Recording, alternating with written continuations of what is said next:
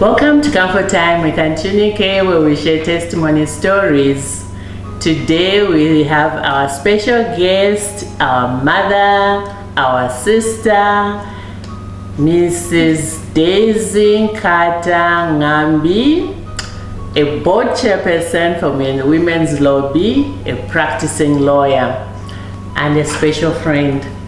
So we are here to continue our story of early child marriages. What are the causes, what are the effects, and so many others. We talked about this earlier on a different angle. And today we would like to look at the legal aspects of it and many other areas where our mother has seen and has experienced.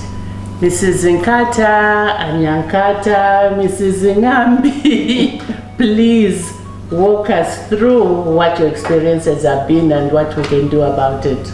Okay, thank you very much. It's always a pleasure to be here. Child marriage, I was looking at the constitution today, and it's getting married to a child who is below the age of 18. So this child who is below the age of 18 can get married.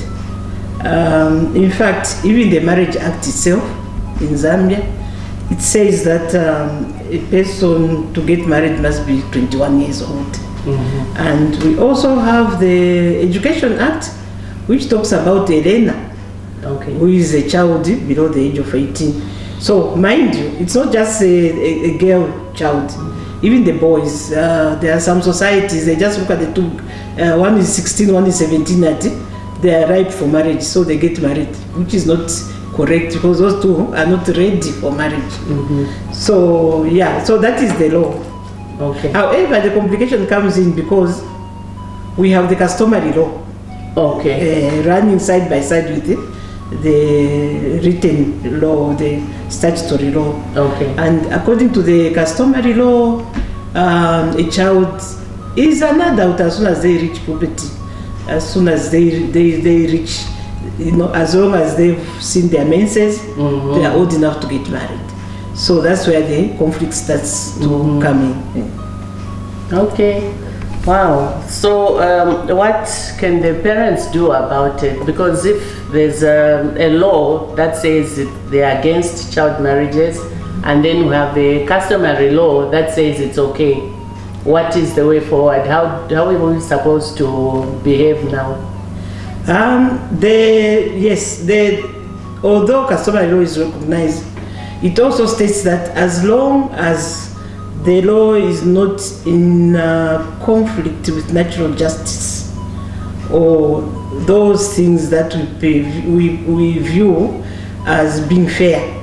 Okay. For example, can a child of 12 really run a home? Mm-hmm. Yeah, so those things. So if it comes into conflict like that, then customary law then cannot be recognized. Yes, is in conflict. Okay. But we also, unfortunately, the majority of our people in Zambia fall under the customary law. Why?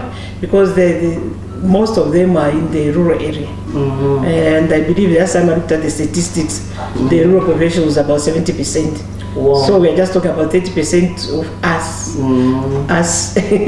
So in inverted commas. Yes. But even when I say us, I include the rural community. I include the people in high density areas. Because right here in Osaka, we just walk to Ngombe right now, mm-hmm. or Kalingalinga, you find people mm-hmm. who are not even aware of the law. Yeah. But they watch in party, but they don't want to watch educative videos like this. Okay. Mm-hmm. Wow. That is really something that we need to sensitize our people more on, mm-hmm. because getting married early is quite traumatizing for a child. You know, you've talked about natural law. Here is a child of 12, 13, even 14. You're pushed into a home as a wife. What really do you know about taking care of a husband, about taking care of a home? You're a child yourself. Mm-hmm. So this really is in conflict with natural law. And we need to send the word out there for our people to look at those things as we are pushing children into early child marriages. But what else? What are the causes, you think, of people engaging in that even when they know it's not beneficial for the families or for the children? Or is it? Yes. Some of the causes is poverty. Okay. Poverty in Zambia is at the core of most of our problems. So as long as there are pockets, not in pockets, the majority of our people still in abject poverty who have this sort of situation happening. There's a family who they want to eat. A man just comes and says, I'll build you a small house. They will be quite happy to pick it up. Or they need to pay school fees for the others. Unfortunately, sometimes the eldest child, the girl, has to pay for the brothers to go to school. So it's poverty. Unless we change the scenario where people are in abject poverty, this will go on for a bit more. We also, unfortunately, I have to say that this is not just in Zambia. We do find it in most of the countries that poverty does affect the girl child, especially that way, because she's looked at as the gold in the family, and the child that will walk the family out of abject poverty. But you see, you go into other rural areas, you find that even after the child gets married, it even gets worse because there's nothing much to the marriage. Then I suppose in another case would be the lack of education. People sometimes they are steeped in their tradition and so on, and here I use the word education liberally to include people just in the traditional way of life, so that all we do is say, no, what about in the past we used to do it like this, and the child, no, she can run a house. Me, I was married at 16, and things like that. They don't know that things have changed. And really, apart from education, it's really, and cultural beliefs. Sometimes church also, unfortunately in the churches, there's a belief that the younger the child is, especially the female child, the purer, and they use it not just maybe for medicinal reasons, but they also use it for spiritual reasons. What? A child is symbolic, yes, of the purity. So a girl child in particular, and you see, that's why sometimes when you read, you find that they used to even dress them in a white dress, to kill them that young, do whatever they want to with them, because they thought that would purify the whole system. So the causes, many, we could go on and on. Yeah. Oh dear. That is so traumatizing, especially for a child. You know, it's like you're so helpless and you can't fight for yourself, and others have considered you to be the scapegoat for whatever issues they have in the family or in the community. This is really sad. So are there laws to protect the children, the families, and where can people go? Because sometimes even as onlookers, is there anything that you can do to help? Although I know you say no, it's none of your business, but when you look at the effects on the entire community, I think we should all be each other's keeper. And is there any way that the families and friends can do about it? Is there a law that they can go to help the children? Okay. Child marriage is a form of GBV. It's a gender-based violence as well.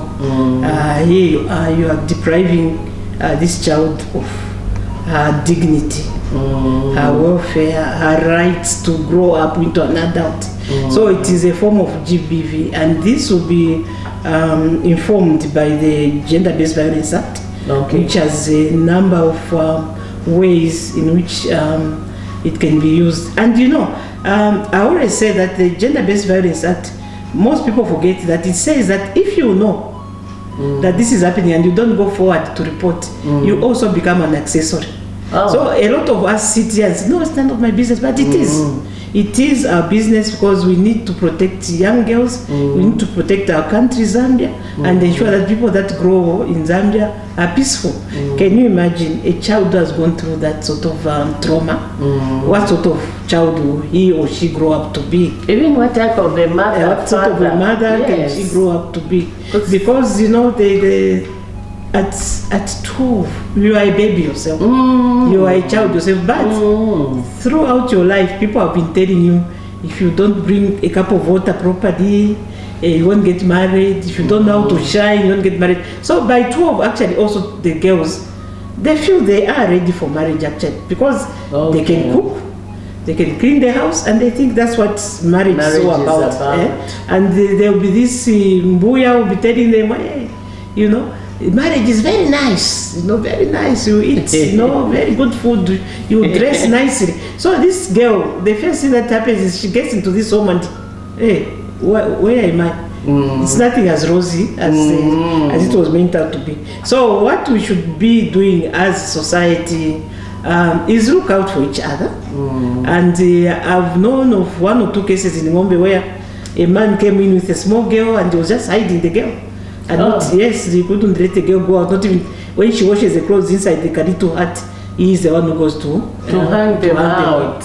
Until one day, I don't know what she wanted, some neighbor saw and went and reported. Because these are things that we should be looking out. We should be doing. Why is this man always closing his door? And in the high density areas, sure, we can't say we don't hear the cries next door. We do, and you gossip about other things, but you can't gossip about the little child who cries in this house. You have never seen him with children. So who is the child crying in the neighbor's house? Oh dear. Yes. Wow. So we really, as a community, we have a lot to do. There's so much that we can do to help in this area. We should not be looking at children as other people's children. They are our children. As long as you're an adult, you can see what is going on. You are duty bound to help whoever is in need. And the teacher, especially, the teacher should always be on the lookout. If a child has been coming to school, they stop coming to school. Where has that child gone to? I should investigate. You and I, when we went to school, if you don't go to school for a week, the teacher will come home to find out why. What is going on. So, but I don't see the same commitment from our teachers these days. You know, it just tell you to say, no, there's something wrong. This is a girl who is always enthusiastic about school, very intelligent, very accommodating. What has happened 1 week is she's sick. And these days there are phones, you can just call the parents and say, where is this one? Even in the rural areas, mind you, they do have phones. They can use data, is the cheapest way of communicating. So the teachers should be in charge. The other way that we can protect our children, because some of these mothers, they will tell you, no, this child is of age. Okay? And they say, I'm the mother. I know when I born it. But there is the the Registration Act, the Registration Act, National Registration Act, which says that every time a child reaches like 14, they should get their age. We are not using that one. It should be automatic. The school has the girls, the girls card from the hospital. It's not like our days when we didn't have, but now we do have those.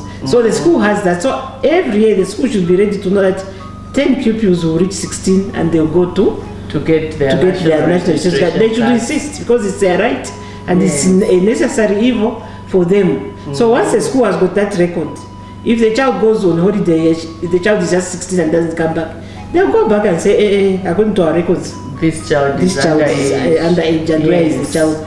Maybe the child who doesn't go to school, that's another story. But for those who are in schools, colleges, whatever, the teachers have a big role to play to protect the children. I think even for those who don't go to school, they have no reason to not go to school, because now we have free education, for which we are grateful to our government. But should the community see that there is a child who is not going to school, they should be able to find out why. Because you are not paying, and this is beneficial for not only the child but for you as a family.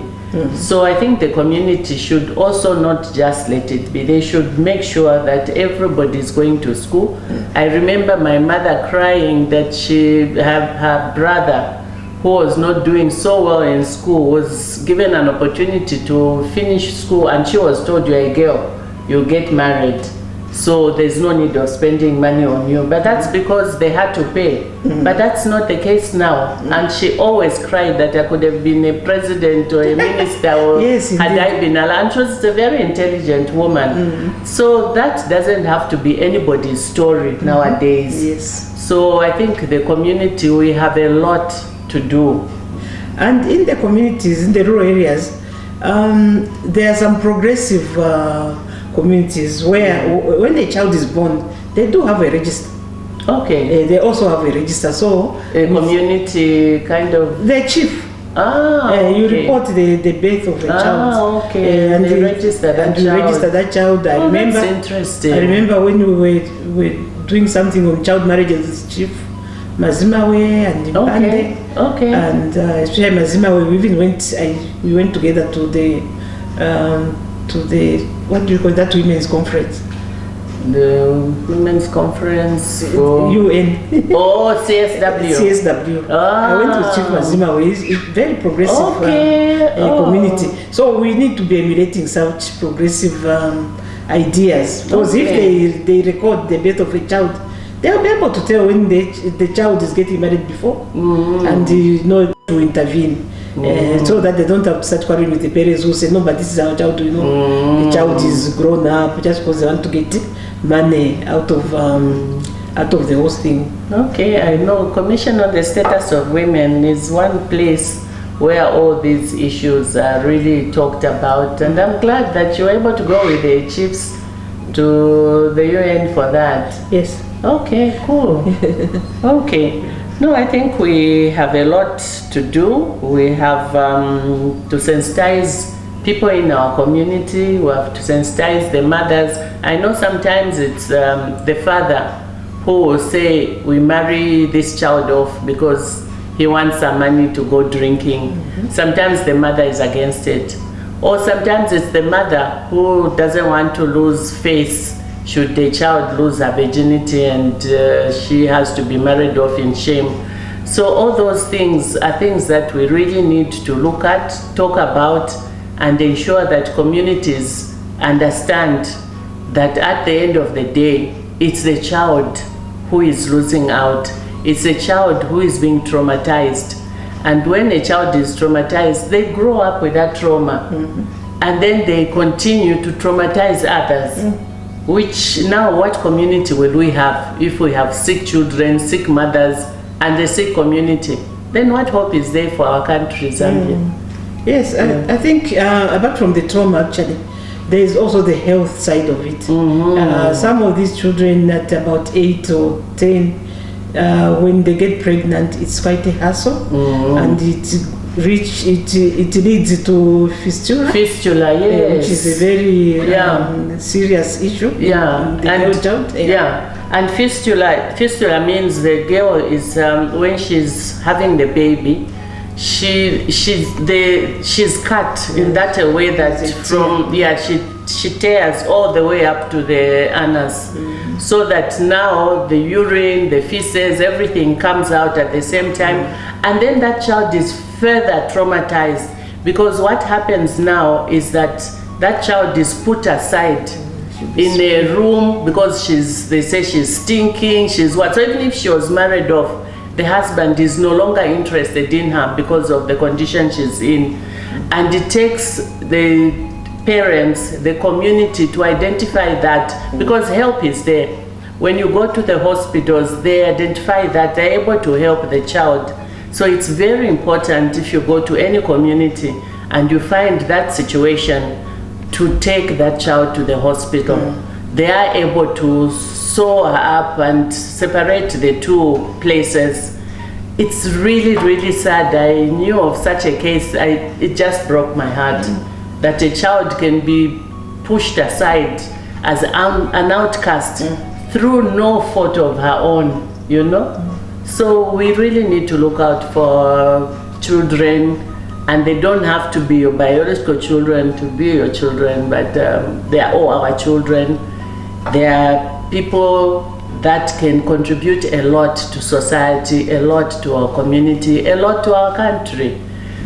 So this is awesome. Yeah, and it's also, it takes away the dignity, like I said, of the woman. It's a source of inequality. Can you imagine this man, and usually they are muzees, very old man, 25, marrying a 10-year-old. They are starting off from a different footing, a small child and a big man, and so she will always be talked down and shamed, you know, about her lack of knowledge of a lot of things, and that sort of inequality will grow in this child, so that when she's a certain age and she wants to stand up in society, they'll just look at, just the way they look at her, she sits down and keeps quiet. So it's also, it breeds inequality. Yes. And lack of self-esteem and confidence. All those things, yes. Yeah. Oh dear. Well, I think unless there's something else you would like to share with us, I feel like this is something that we need to send out there to improve the quality of life for our children, for our communities, and for our country. Yeah.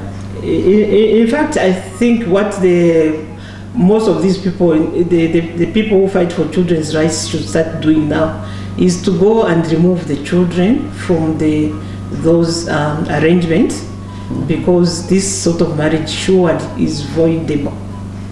You can always take it to court and the courts will look at it favorably, and especially I've seen some children that have been removed, for example, by NGOCC from this situation, and they've gone. Some are now lawyers, some are engineers, some, you know. So it's these success stories that we are looking at, and we are saying, okay, maybe we should accelerate the pace at which we are getting these children out of that situation, because at the end of the day, these are our girls, these are our children.